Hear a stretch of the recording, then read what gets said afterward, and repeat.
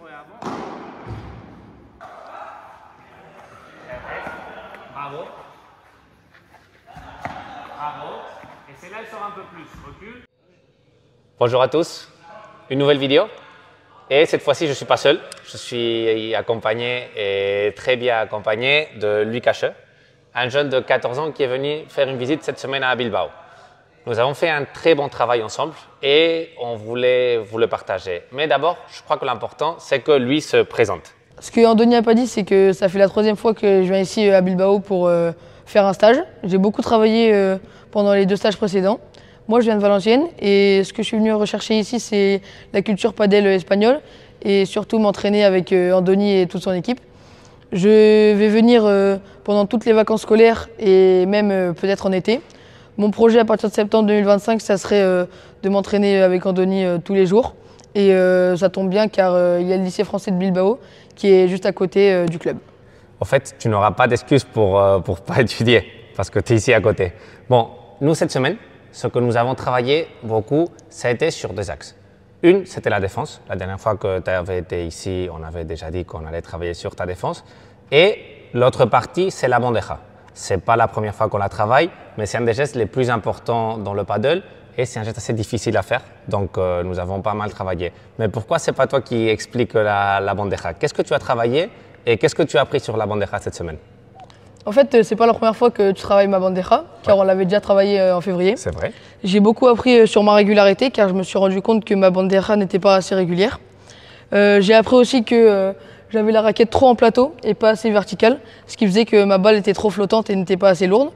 Et le plus important aussi, c'est les pieds, beaucoup ajustés et être bien en place pour bien frapper la balle. Et qu'est-ce que ça nous a permis de bien nous placer? D'avoir le temps pour être beaucoup plus régulier, pour mettre la balle au bon endroit. Ouais, pour ta bandeja, c'était bon. Mais aussi, nous avons travaillé pas mal la défense. Et sur la défense, l'axe plus grande amélioration, c'était l'équilibre, la stabilité de lui. Parfois, déjà, il démarrait avec le pas qui ne convenait pas. Cela, on appelle le pas intelligent.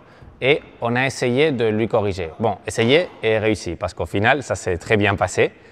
Et en plus, il fallait arriver à la balle beaucoup plus stable pour éviter que lui tape les balles vers le haut. Parce qu'au final, en défense, nous devons envoyer des balles lourdes pour nous protéger de l'adversaire qui cherche à nous agresser. Et nous ne pouvons pas être tout le temps en train de défendre avec des petites balles, des chiquitas qui vont flotter et qui, dès qu'elles passent un tout petit peu loin du filet, vont nous mettre en danger. Donc, lui devait arriver avec ses jambes plus écartées. Nous l'avons travaillé sans la balle. Bien la main gauche. Bien la technique. Bravo. Avec la balle. Encore, passe. Bravo. 2 balles de plus. Ça y est, c'est pas grave, continue. Une de plus. Allez, dernière. Et au final, le résultat a été vraiment bon. Nous sommes très contents de cette semaine avec ça. D'ailleurs, moi je voulais rajouter quelque chose. C'est un grand merci à Andoni et à toute son équipe pour ce stage. Bon, on ne va pas oublier non plus ses parents qui se sont tapés 11 heures de voiture pour arriver jusqu'à Bilbao. Et eux aussi, je crois qu'ils font des efforts pour que tu sois là. Et bon, bientôt tu seras là. Et on pourra peut-être faire une nouvelle vidéo. Bien sûr, si tu veux. Voilà. Nous, on fait une autre vidéo. Et à vous, on vous dit à la prochaine. Merci. Au revoir.